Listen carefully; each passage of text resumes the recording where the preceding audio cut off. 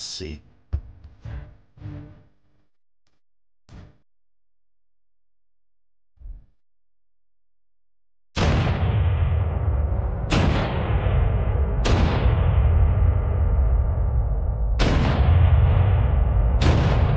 Merci.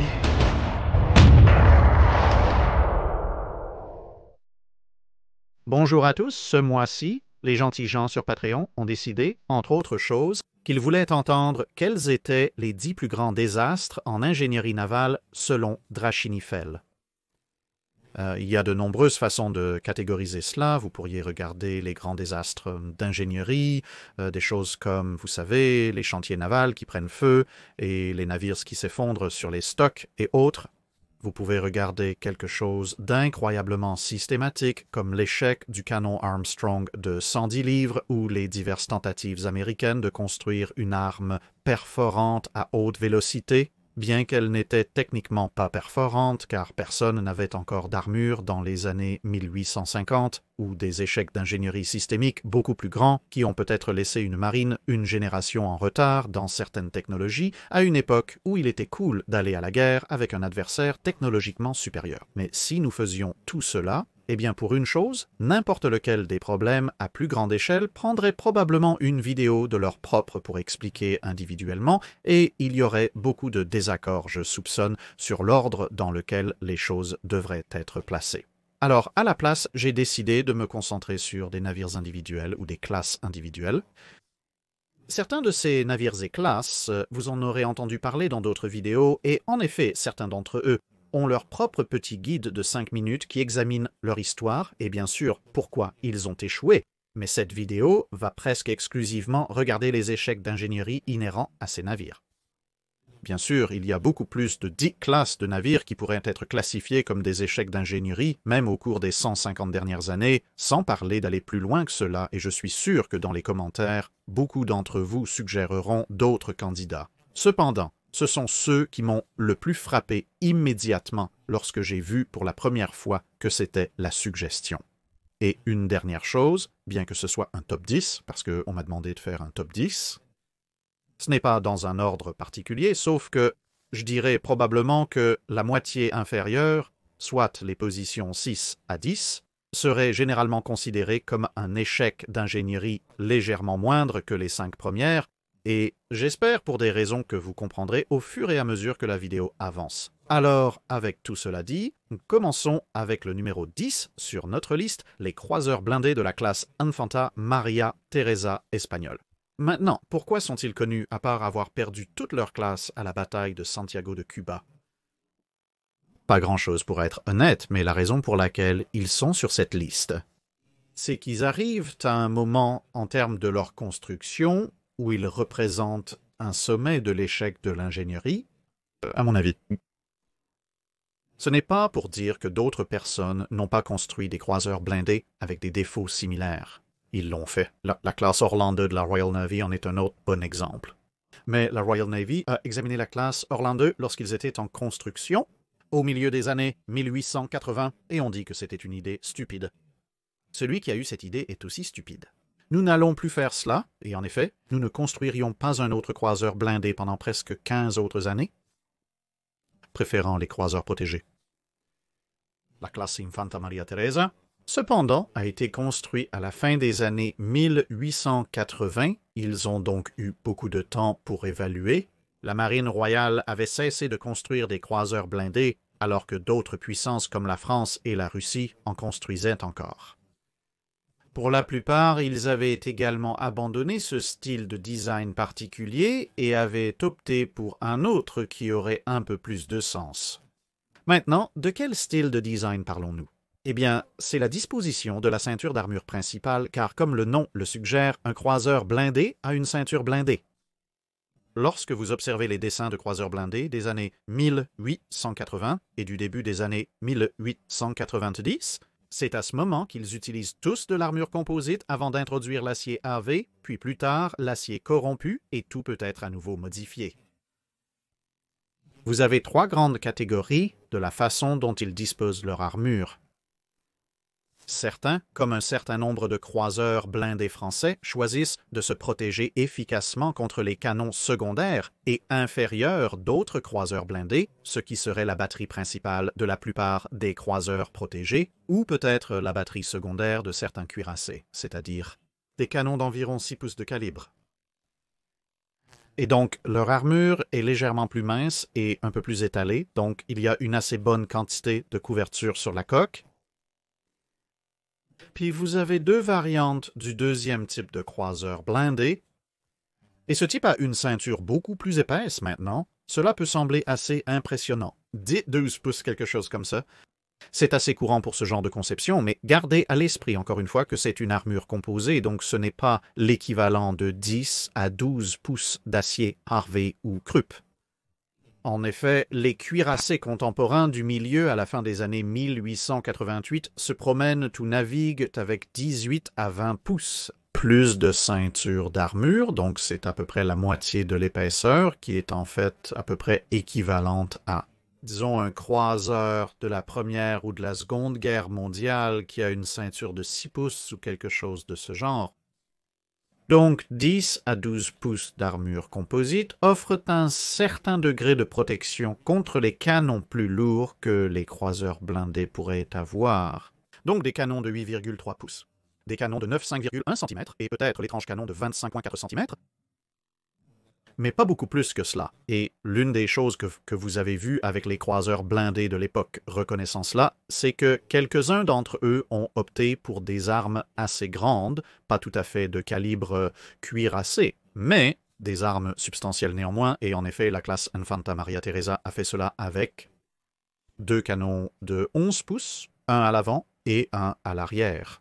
Maintenant, encore une fois, vous pourriez penser, attendez, n'est-ce pas 11 pouces le niveau d'entrée pour les cuirassés? Eh bien oui et non. Oui, c'est le cas au XXe siècle, mais pas dans les années 1880. Dans les années 1880, nous parlons d'une période juste avant les révolutions dans la métallurgie et le propulseur qui permettraient de standardiser le canon de 12 pouces, comme le canon de cuirassé pré-Drenal moyen. Encore une fois, à l'époque dont nous parlons, ce canon de cuirassé est un canon de 16 pouces, un canon de 16,5 pouces, peut-être même un canon de 17,7 pouces.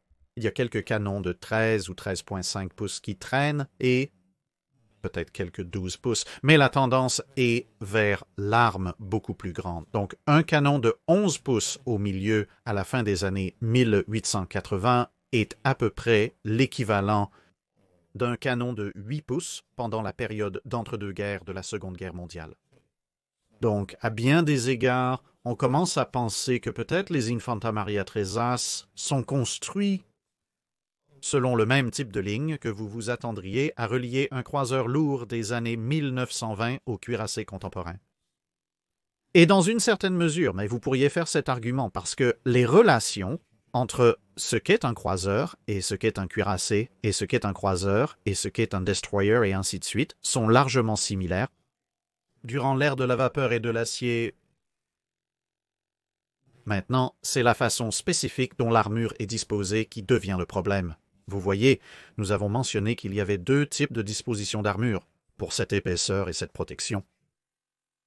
L'un d'eux envisageait soit de rendre le croiseur assez grand, soit de sacrifier un autre élément du triangle vitesse, protection, puissance de feu. Si vous maximisez la protection, votre puissance de feu ou votre vitesse pourrait être réduite. Et donc l'économie de déplacement, si vous ne rendez pas le navire massif, pourrait étaler un peu la ceinture d'armure, car évidemment, étant un peu plus épaisse qu'une ceinture d'armure composée de 6 ou 8 pouces, la même quantité de masse ne peut protéger qu'une zone plus petite, et donc en économisant du déplacement ailleurs, vous pouvez la faire protéger une zone plus grande. Ceci était assez courant, je ne dirais pas entièrement, mais les croiseurs blindés les plus lourdement protégés de cette période montraient cette caractéristique dans un certain nombre de classes. Maintenant, la faiblesse de la classe Orlando, parmi d'autres choses, c'est pourquoi la Royal Navy avait abandonné l'idée quand ils ont vu leur performance, c'était que si vous essayez de construire un croiseur blindé à une échelle légèrement plus petite, mais que vous essayez également de maintenir la puissance de feu et la vitesse, Et si vous optiez pour la protection lourde, alors vous alliez finir avec une ceinture d'armure très très mince qui ne vous aidait pas beaucoup. Et en effet, avec les Orlando, parce qu'ils étaient terminés légèrement en surpoids, cela signifiait aussi que cette ceinture d'armure passait la plupart de son temps sous l'eau, ce qui était moins qu'utile. Maintenant, avancés rapidement de 5 ans et sortent les Infanta Maria Teresas. Ils ont leur ceinture d'armure de 10 à 12 pouces d'épaisseur et elle n'est que de 5 pieds et demi de haut sur un navire qui, comme vous pouvez le voir, a un franc-bord assez élevé. Ceci, c'est loin d'être idéal, car tout l'intérêt d'un croiseur blindé par rapport à un croiseur protégé est que la ceinture d'armure vous offre une protection contre les tirs entrants, de sorte que vous pouvez rester dans la bataille.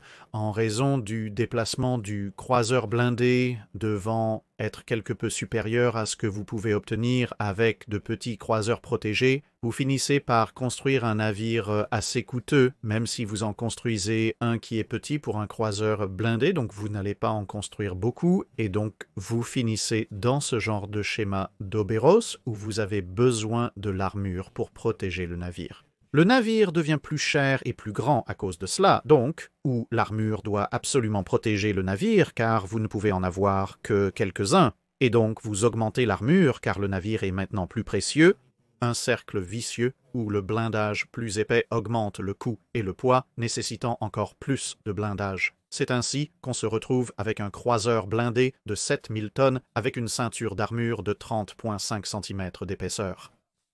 La raison pour laquelle les Infanta Maria Teresa sont, à mon avis, des échecs d'ingénierie, c'est parce qu'ils avaient les avertissements avec la Royal Navy abandonnant la classe Orlando. Ils avaient les avertissements pour être honnêtes de quiconque avec du bon sens, regardant les plans.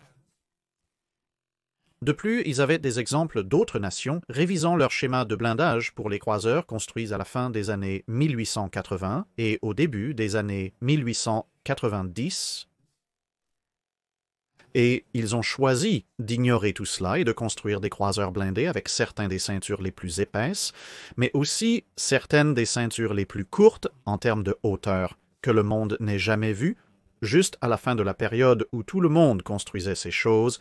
Ce sont presque les derniers exemples de cela, quand ils auraient dû savoir mieux, et en conséquence, l'armada espagnole s'est retrouvée avec un navire qui semblait grand et impressionnant. Il avait des canons assez lourds, et donc il allait être déployé comme un navire amiral ou un escadron de navires amiraux dans des zones très importantes. Il allait attirer de nombreux tirs d'artillerie lourdes. Tout cela serait bien jusqu'à un certain point, tant qu'il avait la protection pour y résister, ce qui, bien sûr, comme je l'ai dit, est l'idée d'un croiseur blindé. Et ce n'était vraiment pas le cas. Je veux dire, bien sûr, si vous frappez la ceinture blindée de 5 pieds et demi de haut avec votre obus de 8, 9, 10, 11, 12, 13 pouces qui arrive, alors oui, il avait probablement une chance relativement décente de rester à flot. Mais à ce stade, toucher cette ceinture blindée serait plus un exploit de compétence de tir qu'autre chose démontrée dans cette bataille, parce qu'encore une fois, comme vous pouvez le voir sur les plans et sur les photos, il y avait beaucoup d'autres parties du navire qui étaient maintenant non protégées. Que vous pourriez toucher est en effet d'autres problèmes. Des problèmes mécaniques, des problèmes de formation, etc. Cela s'est avéré être l'une des plus grandes faiblesses de la classe lorsqu'ils ont affronté la marine américaine à la bataille de Santiago de Cuba. Tout, des obus de 6 livres au canon de 4, 5, 6, 8 pouces et plus, a tous infligé des dommages significatifs. Les 3 navires ont subi des dommages alors qu'ils participaient à la bataille et déclenchaient des incendies, ce qui a conduit à des explosions ou à la menace d'explosion qui ont mis les 3 hors de combat. Donc, des échecs d'ingénierie parce qu'ils ont l'air grands et méchants, ce qui vous encourage à les envoyer dans des situations où ils doivent affronter de grandes et méchantes choses. Et en réalité, ils n'ont aucune protection contre ces grandes et méchantes choses à un degré réel. C'est quelque chose qui reviendra comme un thème dans certains de ces autres navires. Ensuite, à la 9e place, nous avons les cuirassés de classe Issei dans leur forme de conversion de porte-avions hybride. Ce sont des échecs d'un tel degré énorme.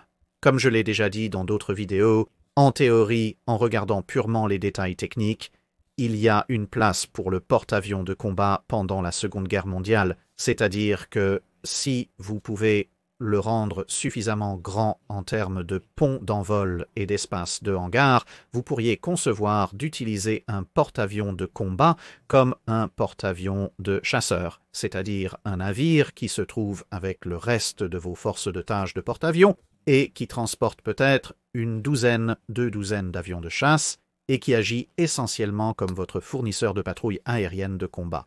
Donc, c'est le navire d'escorte ultime, il vous fournit une couverture de chasseur à un certain degré. Il a toujours de gros canons, donc en cas d'action de surface, il peut espérer repousser les raiders ennemis entrants, et soyons honnêtes, 8 canons de 14 pouces dans le cas de l'Issei, ce qui restait après la conversion, est toujours plus que suffisant pour faire face à un croiseur lourd, un croiseur léger ou quoi que ce soit de ce genre, et étant un navire de taille relativement substantielle, vous pouvez espérer y emballer un tas de canons anti-aériens légers, moyens et lourds, donc il a un double coup contre les avions d'attaque ennemis entrants. Certes, il est un peu vulnérable aux cuirassés ennemis entrants, car au moins pendant la Seconde Guerre mondiale, 800 canons de 14 pouces ne sont pas vraiment de quoi se vanter en termes d'armement de cuirassés, et il a beaucoup de stockage de carburant vulnérable, de stockage de munitions et d'avions brûlables sur sa poupe, mais si vous êtes dans une situation où les cuirassés ennemis sont arrivés à portée de tir du groupe de porte-avions que vous escorte, vous avez probablement des choses plus importantes à craindre, comme où sont vos cuirassés dédiés et pourquoi sont-ils en feu. Donc sûrement que cela en fait une bonne idée. Eh bien non, pas vraiment, car comme je l'ai dit, c'est un exercice purement théorique. Le problème plus important est pourquoi faites-vous cela si vous allez avoir un porte-avions de combat qui agit comme votre fournisseur de patrouilles aériennes de combat, cela suggérerait que vos propres porte-avions ne peuvent pas le fournir, ou que vous devez charger vos porte-avions de flotte avec autant d'avions d'attaque que possible et frapper l'ennemi aussi fort que possible, ce qui signifie que vous déchargez les devoirs de combattant sur un autre navire. Ce qui soulève alors la question de pourquoi faites-vous cela, et la seule vraie réponse à pourquoi vous feriez cela au lieu d'avoir un cuirassé dédié et 1 ou 2 porte-avions dédiés est que vous êtes horriblement en infériorité numérique et que vous cherchez à tirer le maximum de votre flotte. Et si vous êtes aussi désespéré, vous avez beaucoup de problèmes plus importants à résoudre que ne pourraient jamais être résolus par un porte-avions de combat transportant 1 ou 2 escadrons de combattants. Oh, mais ça empire parce que non seulement les Issei et Uger étaient coincés dans ce rôle d'utilité incroyablement discutable, mais ils n'ont même pas essayé de les utiliser comme porte-avions de chasse, pour une raison que seuls les secrets obscurs de la Seconde Guerre mondiale ont décidé de les équiper avec un petit complément d'avions d'attaque. Gardez à l'esprit le contexte dans lequel cela se produit, c'est la dernière partie de la Seconde Guerre mondiale. Ce n'est plus un environnement où une douzaine ou moins d'avions d'attaque ont un réel espoir de détruire autre chose qu'un navire isolé par lui-même contre le genre de flotte que la marine américaine et ensuite, plus tard, vers la fin de 1944, début 1945, la Royal Navy mettait dans le Pacifique. 6 à une douzaine d'avions d'attaque sont essentiellement des appâts pour l'entraînement des artilleurs anti-aériens. Les avions d'attaque auraient-ils pu compléter les groupes d'attaque des porte-avions plus grands? Oui, en théorie, sauf que les porte-avions plus grands pouvaient transporter ces avions beaucoup plus facilement, les entretenir plus facilement, avaient plus de carburant disponible pour les utiliser pour plus d'une ou 2 missions, et avaient plus de munitions pour leur permettre de voler pour plus de missions. Donc, si vous voulez augmenter le nombre d'avions d'attaque dont vous avez besoin dans vos groupes aériens de porte-avions, comme nous l'avons discuté, il est probablement préférable de les mettre sur les porte-avions de la flotte. Les chasseurs utiliseraient moins de carburant et n'auraient pas à aller aussi loin de toute façon, donc en plus d'être plus légers, ils n'utiliseraient pas autant de carburant parce qu'ils sont utilisés pour la patrouille aérienne de combat au lieu de la mission d'attaque à longue portée. Mais non, le plan était de utiliser une paire de cuirassés comme porte-avions de bataille très lent, avec un minuscule groupe d'attaque qui le ferait ne pas faire grand-chose d'autre que d'assurer qu'un peu plus de pilotes japonais allaient rencontrer leurs ancêtres honorés chaque fois que les navires entraient en action. Et puis, par-dessus tout, ils n'ont même pas équipé les porte-avions de ce groupe d'attaque extrêmement discutable. Ils ont fini par transporter une poignée d'avions qu'ils n'ont jamais vraiment utilisés, et la principale revendication de renommée du navire après leur conversion a été d'être utilisés comme d'énormes transports de marchandises lourdement armés. Ils ont pris part à une opération d'envergure, la bataille du Golfe tardif en tant que partie de la force de l'heure du Nord, alors que pratiquement n'importe qui, avec le même esprit, pourrait prédire que leur minuscule poignée d'avions de frappe n'a absolument rien fait contre les forces de masse qu'ils affrontaient.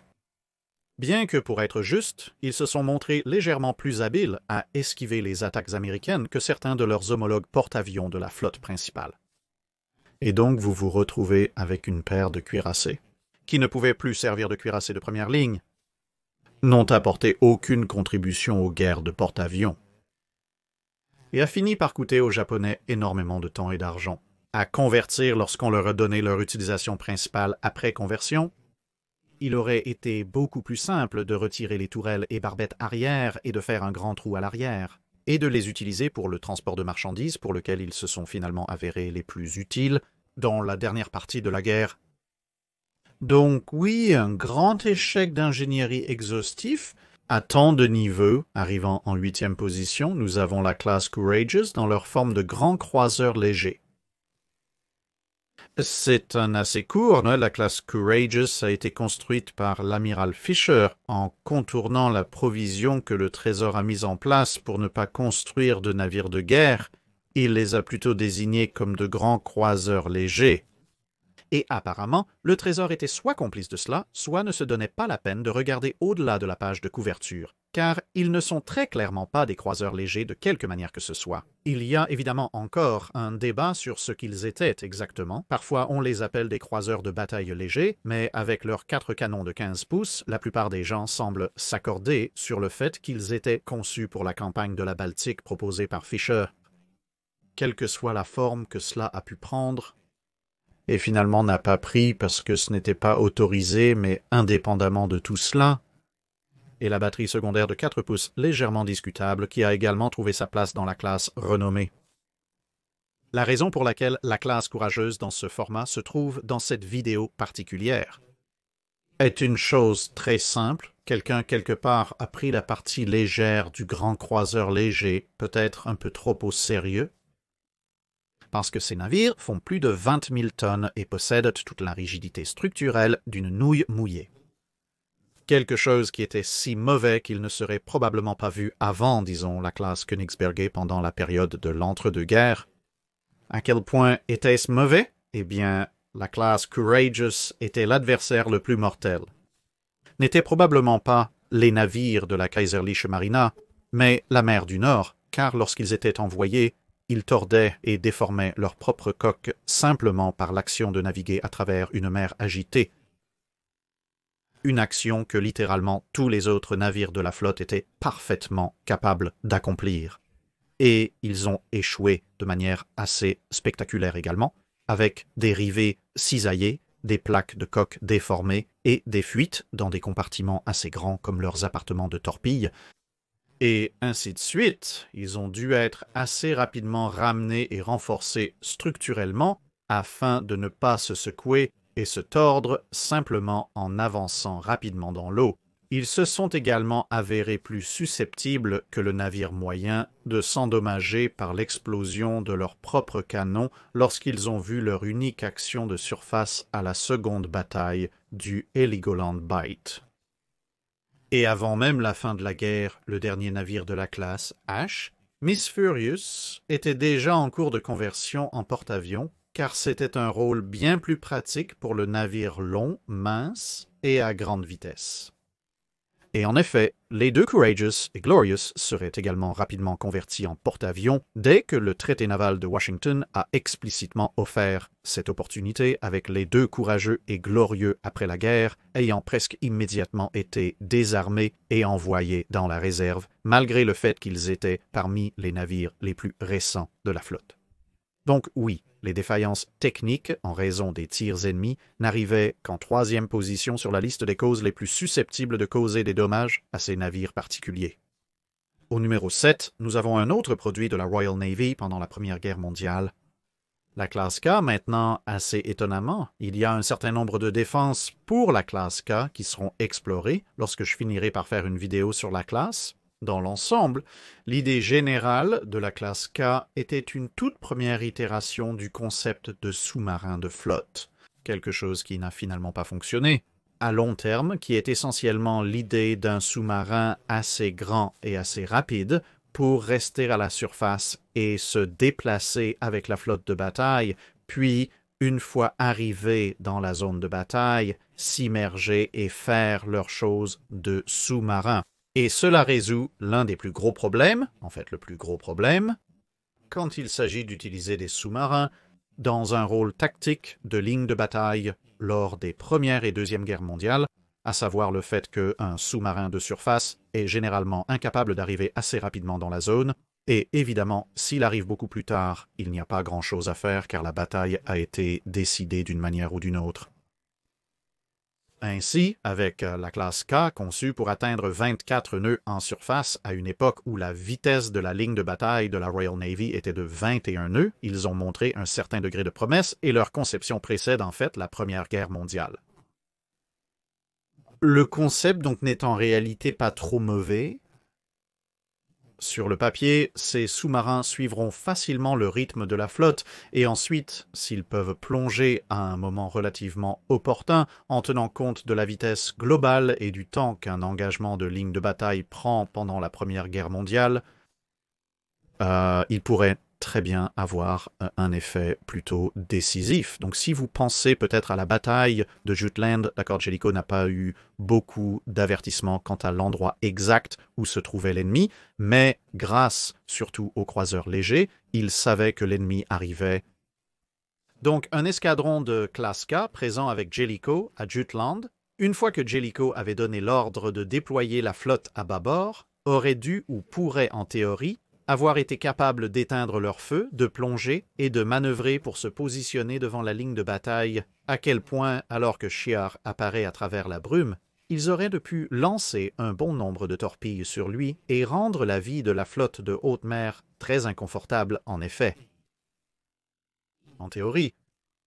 Le problème principal avec cette idée est que la classe K n'était pas prête à temps pour Jutland. Et lorsque qu'ils étaient prêts, la Première Guerre mondiale était presque terminée. Et lorsque qu'ils étaient prêts, la chance que la flotte de haute mer sorte pour combattre était assez faible, et une fois entrée dans la période d'entre-deux-guerres avec le traité naval de Washington, etc., la vitesse de la ligne de bataille a au moins augmenté pour les lignes de bataille japonaises et britanniques, de telle sorte que la marge de vitesse qu'ils avaient sur papier n'était plus vraiment un avantage. On pourrait donc soutenir que leur capacité sur papier et leur conception globale avaient un certain mérite pour une courte période qui coïncidait principalement avec leur construction et les périodes d'essai de rodage, et au moment où ils étaient pleinement en service. Cette marge s'était refermée et l'idée d'un sous-marin de flotte, bien qu'elle soit revisitée à plusieurs reprises, ne fonctionnerait jamais vraiment en raison des avancées de la technologie des navires de surface, mais l'ingénierie qui y est entrée, c'est un peu plus un problème, et c'est pourquoi ils sont sur cette liste maintenant.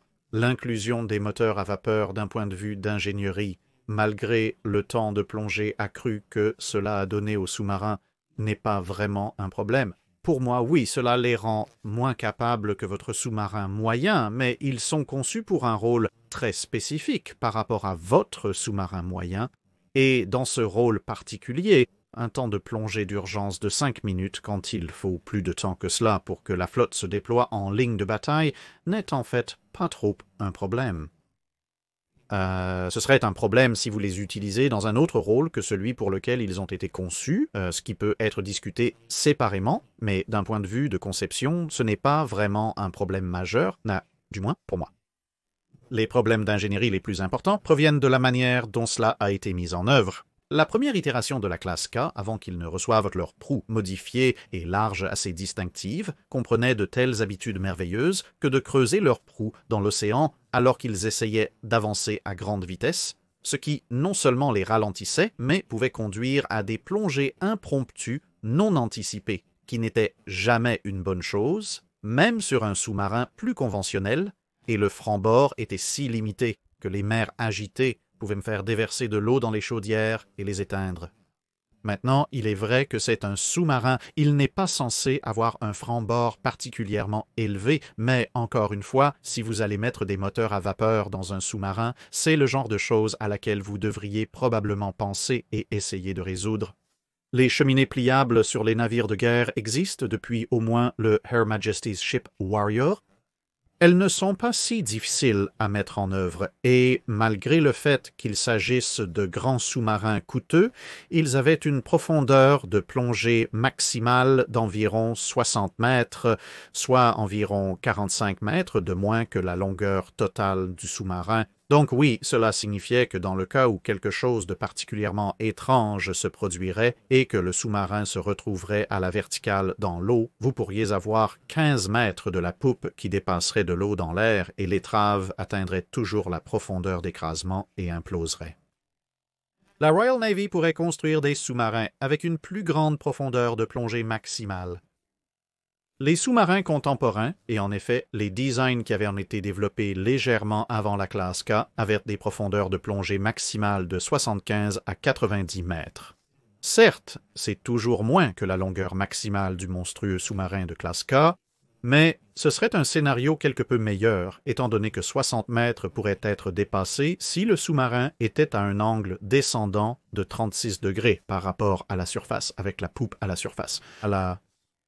Ajoutez à cela le fait que leurs commandes de plongée n'étaient pas vraiment fiables ou précises et que les cloisons internes n'étaient classées que pour environ 40% de la profondeur de plongée maximale. Cela signifiait que chaque fois que l'un de ces sous-marins plongeait, il y avait une chance beaucoup plus élevée que confortable qu'ils dépasseraient leur profondeur de plongée maximale simplement par hasard. Et si cela se produisait, il n'y avait rien que quiconque à bord des 103 mètres de longueur du sous-marin puisse faire si quelque chose échouait, parce que la cloison ne vous sauverait certainement pas. Maintenant, il y avait d'autres problèmes, comme le fait qu'ils étaient aussi agiles qu'une brique.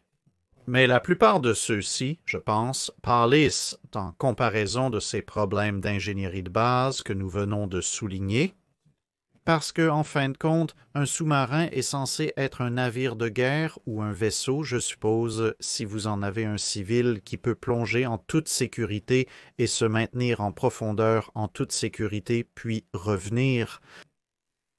Et la classe K, malgré tous les autres défauts, fondamentalement a vraiment échoué à accomplir de manière fiable cette fonction essentielle simple d'être un véritable sous-marin.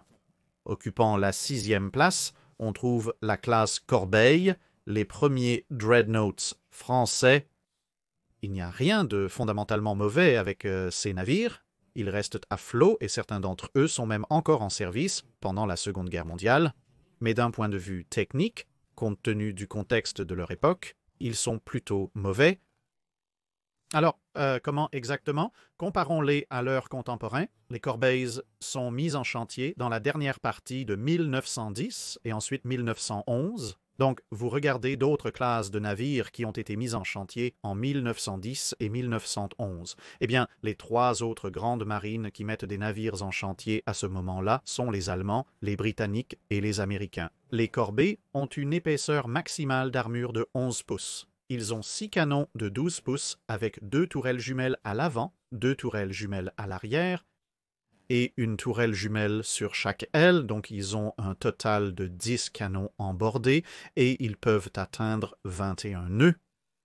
Donc, lorsque vous les comparez aux contemporains, les Kaisers, les Orion et les Wyoming, eh bien les Wyoming ont 12 canons de 12 pouces, donc le même nombre de canons, mais tous les Wyoming sont sur la ligne médiane, donc ils ont un avantage de 2 canons en bordée.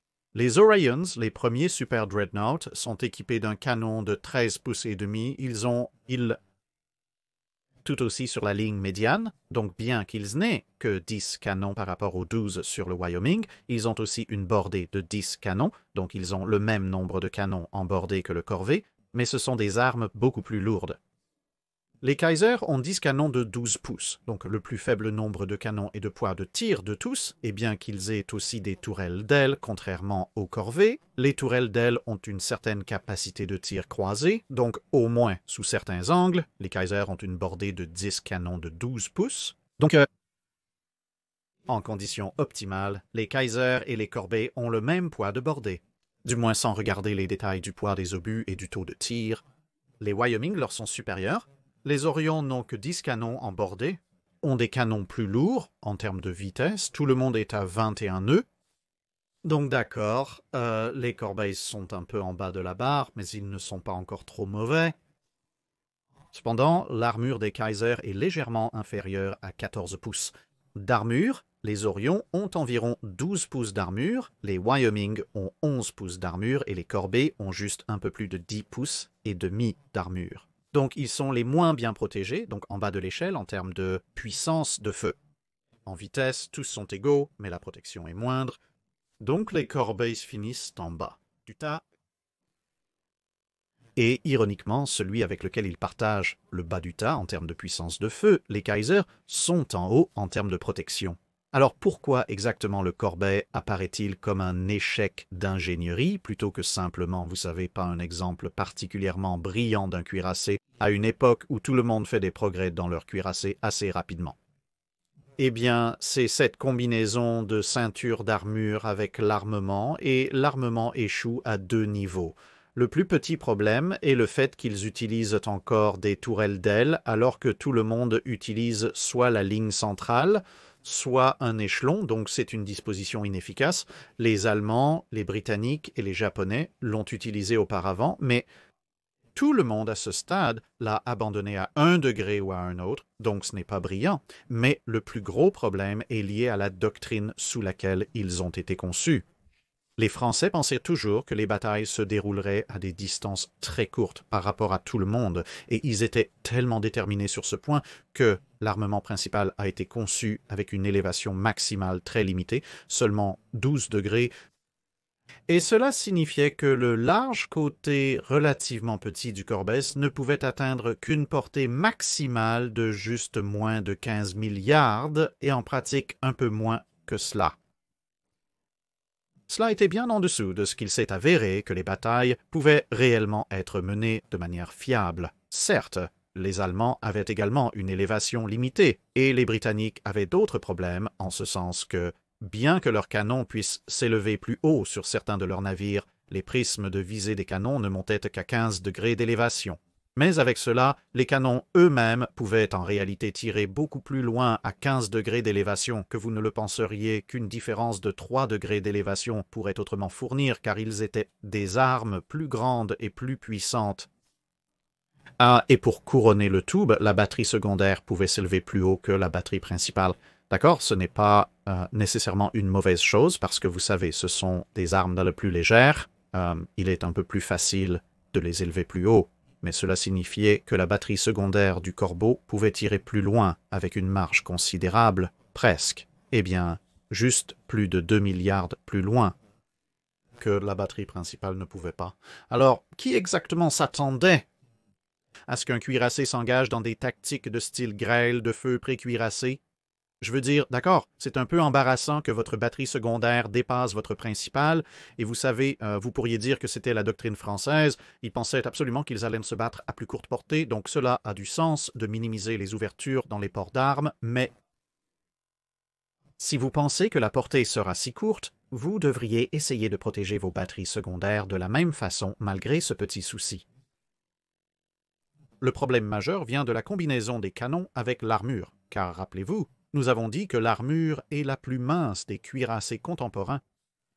Si vous pensez vraiment qu'à une époque où les gens se promènent avec, vous savez, des canons de 12 pouces à vitesse relativement élevée et des armes de 13 pouces et demi dans le cas des Britanniques, si vous pensez vraiment que dans cet environnement, les batailles vont se dérouler à une portée incroyablement courte, vous devriez beaucoup blinder votre navire, car à courte portée, ces canons vont avoir des caractéristiques de pénétration très élevées, et à la place, vous vous retrouvez avec un navire qui ne peut pas combattre à longue portée, ou, éventuellement, son armure pourrait offrir un certain degré de protection contre les tirs de 12 pouces, et lorsqu'elle arrive à courte portée, son armure ne fournit pratiquement aucune protection contre aucun cuirassé contemporain.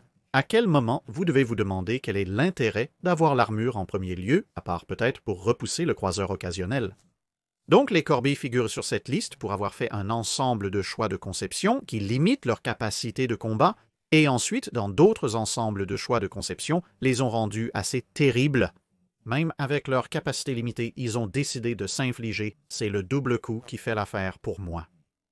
En 5e position, un autre de mes sacs de frappe favoris, la classe Königsberg, et à un degré moindre, la classe Leipzig associée. Maintenant, il y a différentes choses que vous pouvez critiquer quand il s'agit des Königsberg en tant que croiseurs légers. Ils n'ont pas la ceinture d'armure la plus épaisse du monde. La protection est plutôt sous-standard. L'armement est correct, surtout pour leur taille et leur vitesse. Du moins, quand ça fonctionne, c'est aussi relativement correct pour leur taille. Donc sur le papier, à part peut-être une fraction, mis à part une protection moins qu'utile, il n'y a pas grand-chose à critiquer à leur sujet, et le manque de protection peut, dans une certaine mesure, être pardonné par le fait que, bien qu'ils soient des croiseurs légers, ils ne sont pas des croiseurs légers de 10 000 tonnes comme les Megami étaient théoriquement, ou les Brooklyn, ou les Towns, etc. Ce sont des croiseurs de déplacement standard de 6 000 tonnes. Il est donc plus juste de les comparer à quelque chose comme un Arethusa ou l'un des plus petits croiseurs italiens, et comme je l'ai dit, sur le papier, ils peuvent assez bien se défendre dans cette catégorie particulière. Cependant, des nuances de la classe Courageous apparaissent ici. Leur coque était incroyablement faible pour des navires de guerre. Ils souffraient de torsions, ils souffraient de fissures, ils souffraient pratiquement de tous les types de défauts d'ingénierie que vous pourriez imaginer quand il s'agit de mauvais calculs de conception, conduisant à une coque qui est singulièrement inadaptée à la tâche. Cela en est venu au point où, lorsqu'ils utilisaient du carburant des réservoirs de carburant, ils devaient siphonner le carburant de réservoirs spécifiques plus éloignés et ensuite puiser dans les réservoirs et au milieu du navire, parce que s'ils le faisaient dans l'autre sens, ce qui sur un navire de guerre normal ne serait pas trop un problème, cela causerait un surmenage de la coque et vous savez que le navire pourrait se briser en mer agitée. Cela est encore compliqué par le fait que bien que des mesures puissent être prises pour résoudre ces problèmes dans une certaine mesure, cela rendait les navires plus lents, ce qui n'est pas une bonne chose quand il s'agit d'un croiseur, et cela signifiait aussi que la quantité de carburant disponible était considérablement réduite parce que, tout comme certains des destroyers allemands, vous deviez soit garder le carburant dans les réservoirs pour maintenir la stabilité globale du navire, soit vous ne pouviez tout simplement pas en utiliser autant, donc les navires sortaient plus légers avec moins de carburant à bord. Bien qu'étant quelque peu plus grands, les Leipzig ne souffraient pas de cela dans la même mesure que les Königsberg. Ils avaient toujours ces problèmes à un degré beaucoup plus grand que ce qui était autrement acceptable, et cela limitait grandement l'utilité de la classe. Je veux dire, ce sont des croiseurs légers rapides. Sur le papier, ils ne vont pas vraiment gagner un combat de canon direct avec un 10 000 tonnes. Il semblerait donc, étant donné que les Allemands ont une prédilection pour les raids de surface, surtout au début de la guerre, qu'ils devraient, à eux 5, faire des raiders de surface idéaux. Maintenant, il est vrai qu'à la fin de la campagne norvégienne, le Königsberg et le Karlsruhe étaient déjà coulés, mais le Köln, le Leipzig et le Nuremberg, encore une fois sur le papier, auraient dû faire de bons raiders de surface pour soutenir les Ypres, les Deutschland et les Scharnhorsts. Et leur portée maximale initialement déclarée leur aurait permis de le faire, mais comme nous venons de le dire, afin de pallier les diverses faiblesses, pour s'assurer qu'ils ne se démantèlent pas même dans des eaux plus proches, la quantité de carburant qu'ils pouvaient utiliser était si sévèrement limitée qu'elle rendrait une mission de raid transatlantique pratiquement impossible, donc ils Il ne pouvait pas vraiment aller dans l'Atlantique parce qu'il serait probablement gravement endommagé, voire potentiellement handicapé ou coulé, simplement par les tempêtes de l'Atlantique. Et même si vous étiez prêt à prendre ce risque, ils ne pouvaient pas aller dans l'Atlantique de toute façon parce qu'ils n'avaient pas assez de carburant après toutes les diverses considérations de conception pour les maintenir à flot dans des eaux régulières. Donc, lorsque vous comparez cela au profil de mission d'un croiseur en général, ou même d'un petit croiseur léger plus spécifiquement, et grâce à une variété de défaillances techniques, les Königsberg et les Leipzig étaient tout simplement incapables de faire la plupart des tâches qu'ils étaient censés avoir faites. En quatrième position, nous avons le United States Ship Galena ou Galena, apparemment selon la région des États-Unis d'où vous venez. Je vais l'appeler Galena parce que c'est assez facile pour moi dans tous les cas. Ce navire a sa propre vidéo expliquant beaucoup des problèmes avec lui, mais en bref, il a été conçu comme l'une des 3 offres réussies pour un cuirassé, pour faire face à ce qui s'avérerait être le Confederate States Ship Virginia, les 2 autres étant le United States Ship New Ironsides, qui a pris beaucoup plus de temps à fabriquer, et le United States Ship Monitor, qui je pense, heureusement pour tout le monde concerné, était le navire qui a réellement été envoyé à la bataille de Hampton Roads. Galena a essayé des moyens uniques de monter son armure, mais finalement, en tant que problème d'ingénierie, le problème pour Galena, du moins à mon avis, est qu'il y avait eu beaucoup de tests d'armes contre armure au moment où elle a été conçue. Ces tests ont été effectués aux États-Unis, ils ont été effectués en Grande-Bretagne, ils ont même été effectués en France et en Russie à un certain degré, et même des industries privées dans d'autres pays l'avaient fait. Donc les résultats étaient là. Vous savez, il y avait un corpus de preuves décent quant à la quantité d'armure dont vous aviez besoin. Afin d'arrêter certains types d'armes, Galena a ensuite été équipé avec une quantité d'armure bien inférieure au minimum requis. Comme il s'est avéré, son armure était juste assez épaisse pour arrêter les tirs de fusil, les fragments de shrapnel et les tirs occasionnels de poids plus légers qui venaient d'une portée exceptionnellement longue. Mais rien du calibre auquel vous seriez confronté en combattant des fortifications ou en combattant d'autres navires à une distance qui comptait pour la portée de combat à l'époque de la guerre civile américaine. Et quand on lui a demandé d'engager une batterie de canons ennemis, à Drury's Bluff, elle a fini par devoir se retirer avec de nombreuses victimes et n'a pas réussi à atteindre son objectif.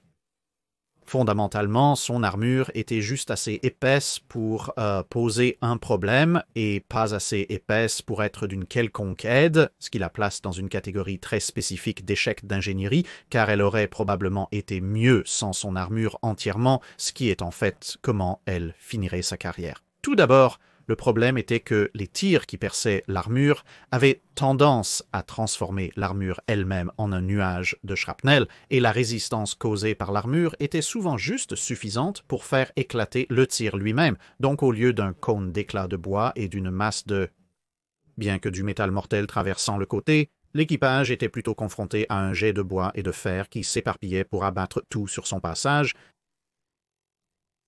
On peut essentiellement faire un très très bon argument comme dit que si Galena avait engagé Drury's Bluff dans sa forme non blindée, ce qui se passerait après, elle aurait probablement fait beaucoup mieux parce qu'elle aurait eu plus de canons à utiliser contre ses ennemis, et les tirs qui l'ont frappé auraient causé moins de pertes parmi son équipage.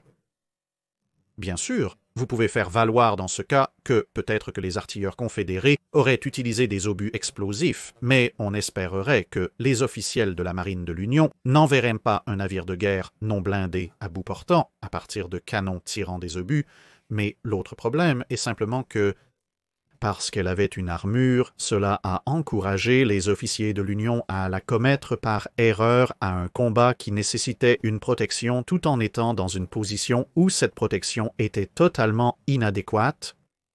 C'est littéralement la pire combinaison possible de facteurs. Le fait que la Galena n'ait pas été coulée ou explosée lors de cet engagement est vraiment plus dû à la chance qu'au jugement, et donc elle rejoint le petit groupe de navires pas particulièrement glorieux qui sont équipés juste assez pour persuader les officiers de les mettre en danger et pas réellement équipés nulle part assez pour gérer ce danger. Ensuite, à la troisième place, nous avons le navire suédois Vasa. Bien sûr, vous avez probablement vu venir celle-ci. Le pauvre vieux navire n'a même pas réussi à sortir de son voyage inaugural avant de chavirer et de basculer dans la mer, ce qui est un échec d'ingénierie assez désastreux.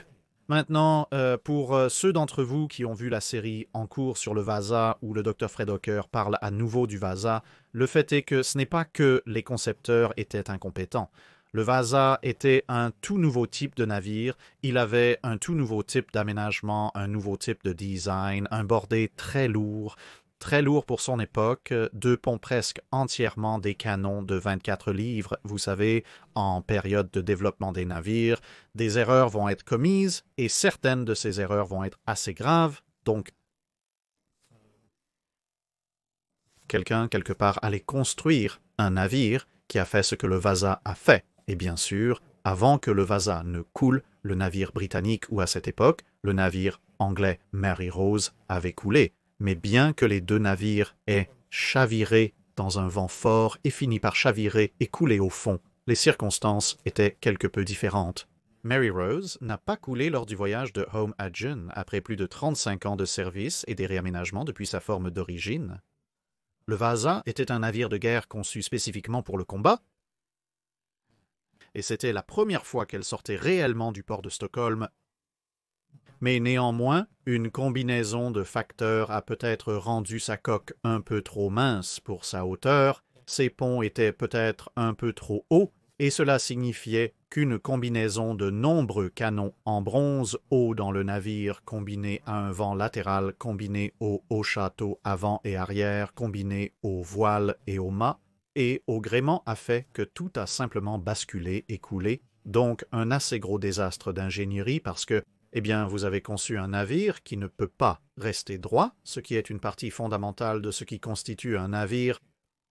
Donc, une entrée relativement brève, mais qui n'a pas vraiment besoin de beaucoup plus d'explications, car après tout, si votre navire ne reste pas à la surface 5 minutes après votre voyage inaugural, il est assez facile de comprendre pourquoi vous ne voulez pas être sur ce navire, et en parlant de navire qui refuse de rester droit, le Her Majesty's Ship Captain, notre entrée pour le numéro 2, le dernier navire naval conçu par des civils de la Royal Navy et le navire qui permettrait à la Royal Navy de mettre un pied très très ferme par la suite et de dire non, nous concevrons les navires de guerre à partir de maintenant. Merci beaucoup. Le capitaine a encore sa propre vidéo et était le résultat de beaucoup de chamailleries internes, techniquement, au sein de la marine, car son principal défenseur était le capitaine Cooper Coles, qui faisait effectivement partie de la Royal Navy et qui, à son crédit, était un concepteur assez compétent de tourelles. Il avait en fait conçu la tourelle Coles, assez choquant en effet. Et cela s'avérerait être l'ancêtre de la tourelle moderne par un chemin quelque peu sinueux, mais il avait l'ambition de concevoir un navire, il a obtenu suffisamment de soutien politique pour faire construire le navire malgré les objections de la marine. Mais lorsqu'il a été lancé, il s'est avéré que, eh bien, même avant l'inévitable, c'était loin d'être un navire de guerre idéal. Il roulait mal, sa précision de tir était assez terrible, et ce n'était pas exactement le navire le plus agréable à vivre. Mais finalement, son sort serait scellé dans une tempête que le reste de la flotte avec laquelle il se trouvait a traversé avec des dommages relativement minimes, mais grâce à une combinaison de son surpoids et de son instabilité hilarante par rapport à pratiquement tous les autres navires de guerre blindés jamais construits. Quand le vent a vraiment commencé à souffler, elle a d'abord commencé à guérir, puis elle a commencé à inonder. Puis l'effet de surface libre est intervenu, et en un temps très très très court, elle s'est retournée et a coulé, emportant pratiquement tout le monde avec elle. Donc, encore une fois, une brève entrée, mais comme le Vasa, quelque chose qui n'a pas besoin de beaucoup d'explications, c'est un désastre d'ingénierie complet, car cela n'aurait pas fait un navire de guerre particulièrement brillant, même si elle était restée à flot par magie. Et comme il s'est avéré, quelques mois après sa mise en service, elle ne flotterait plus, et c'est exactement ce que tout le monde qui savait vraiment ce qu'il faisait avait dit qui se passerait.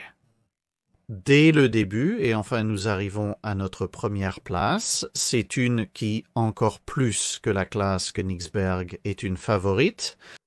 Bête noire préférée. Ce n'est même pas une classe entière, car 2 des 3 navires de cette classe particulière ont eu quelques modifications qui atténuent quelque peu le problème. Nous en sommes donc réduits à un navire très spécifique, le Her Majesty's Ship Indefatigable, navire de tête des croiseurs de bataille de la classe Indefatigable, bien que, comme je l'ai dit, le Her Majesty's Australian Ship Australia et le Her Majesty's Ship New Zealand étaient quelque peu différents maintenant. Pourquoi l'Indefatigable est-il ici en haut? C'est très simple, mais aussi quelque peu complexe. Donc, l'Indefatigable a été critiquée pour de nombreuses raisons. Certains soulignent qu'elle n'offre pas tant que ça en termes de vitesse ou de puissance de feu par rapport à la classe Invincible, à une époque où les Allemands commençaient à penser puis à poser réellement le Von der Tann. Certains ont affirmé que Fisher souhaitait créer un prototype de Lion qui aurait été un choix nettement préférable en lien avec cette situation. Je suis d'accord avec ça. Et d'autres ont souligné que Indefatigable utilisait des tourelles de tir croisées, tout comme la classe Invincible, et bien qu'ils aient eu une capacité de tir croisée légèrement meilleure, ce n'était toujours pas brillant, et ils auraient été beaucoup mieux avec une disposition de ligne centrale animale. Je suis d'accord avec ça aussi. Ce sont toutes des critiques valides. Cela ne fait pas de la classe Indefatigable un désastre d'ingénierie. Le fait qu'elle ait explosé à Jutland est en fait la raison principale pour laquelle je la qualifie de désastre d'ingénierie. Malgré l'ampleur du désastre, les classes Invincible et Indéfatigables n'avaient jamais été conçues pour cette situation. Non, le problème avec la classe Indéfatigable vient du rôle pour lequel elle a été conçue et de la manière dont les concepteurs ont cherché à le remplir, et la raison pour laquelle elle est en tête de cette liste est parce que les concepteurs savaient mieux au départ et ont ensuite activement aggravé la situation. Donc oui, les gens ont critiqué l'Indéfatigable pour ne pas offrir beaucoup plus que l'Invincible. Je dirais même qu'elle est catégoriquement un pire vaisseau. Pourquoi cependant? Eh bien, regardons le profil de conception de la classe Invincible. Les Invincibles n'ont jamais été conçus pour combattre des navires avec des canons de 12 pouces, c'est-à-dire des croiseurs cuirassés Dreadnought. Ils étaient censés combattre des croiseurs blindés ennemis, des navires équipés de canons de 7,5 pouces, 8,3 pouces, peut-être 6 pouces, etc. Ils étaient conçus pour être plus rapides qu'eux. Ils étaient conçus pour les surpasser en puissance de feu et ils étaient conçus avec une armure capable de résister à des distances de combat raisonnables à n'importe quel type de puissance de feu qu'un croiseur blindé pourrait leur opposer en retour. Ils étaient conçus pour chasser les croiseurs blindés ennemis, les tuer horriblement et sécuriser les hautes mers pour le commerce britannique, et comme cela a été prouvé lors de la bataille des îles Falkland, la classe Invincible était parfaitement capable de le faire. Ils étaient très bons dans leur travail, ils étaient très bien conçus pour leur travail. Bien sûr, quand vous mettez quelque chose qui a une armure de 6 pouces contre quelque chose avec des canons de 12 pouces, les choses ont tendance à ne pas se passer aussi bien, mais comme je l'ai dit, les Invincibles n'étaient pas conçus pour affronter les cuirassés ennemis. C'était un rôle dans lequel ils ont été introduits plus tard, et bien sûr les Allemands ont inopportunément créé leurs propres croiseurs de bataille, ce qui signifie maintenant que vous aviez des combats de croiseurs de bataille contre des croiseurs de bataille, ce qui, à toutes fins utiles en matière de protection de l'armure, revient au même, car ils portent tous les mêmes calibres d'armement, mais alors que vous pouvez légitimement critiquer le fait de mettre les Invincibles et les Indéfatigables dans un rôle pour lequel ils n'ont jamais été conçus, et vous ne pouvez pas vraiment être surpris quand ils s'en sortent très mal. Non, le problème avec les Indéfatigables, ou l'Indefatigable elle-même spécifiquement, c'est qu'elle est activement pire qu'un Invincible dans l'exécution de son travail original. Vous voyez, comme mentionné, les Invincibles avaient des tourelles P et Q en échelon, avec un peu de tir croisé de pont. Cela n'a pas particulièrement bien fonctionné, sauf sur des paliers très étroits. Et l'une des choses que la classe Indefatigable offrait, en fait, l'une des rares choses que la classe Indefatigable offrait, c'est que les navires étaient un peu plus longs et qu'il y avait un peu plus d'espace au milieu des navires, et donc les tourelles P et Q pouvaient tirer en travers du pont selon la direction du navire. Un peu plus efficacement et sur des arcs un peu plus larges, mais il y avait des limitations sur le design en termes de vouloir maintenir une vitesse similaire.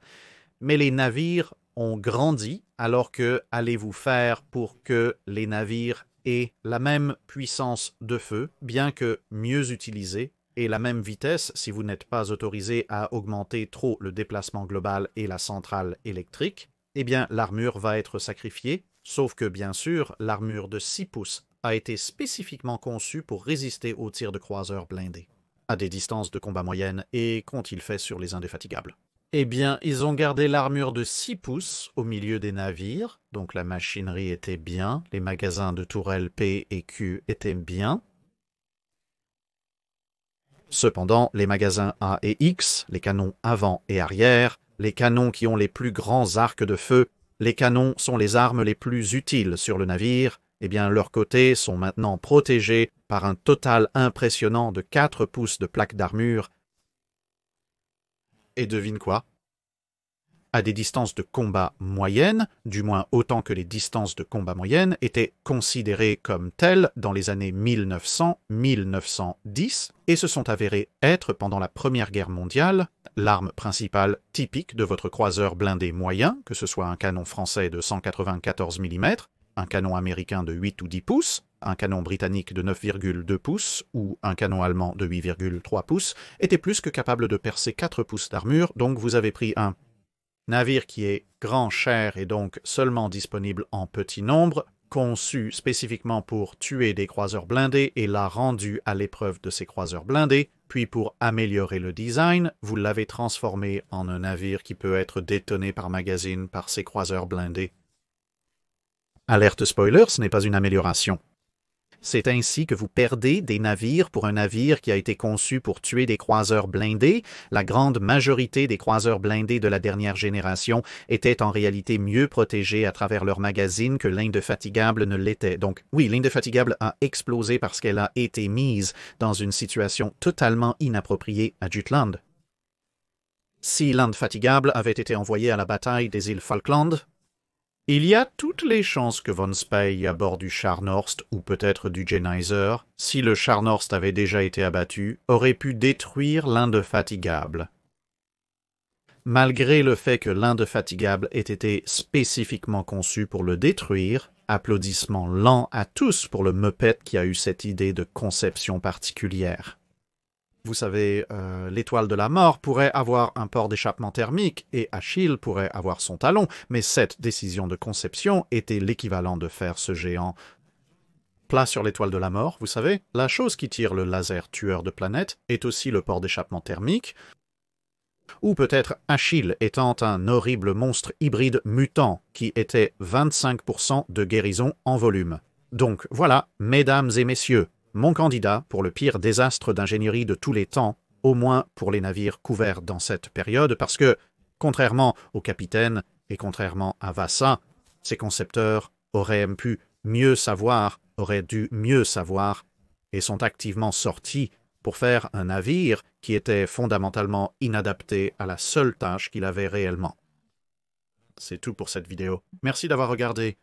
Si vous avez un commentaire ou une suggestion pour un navire à examiner, faites-le nous savoir dans les commentaires ci-dessous. Commentez le post épinglé pour les questions de Dry Dock.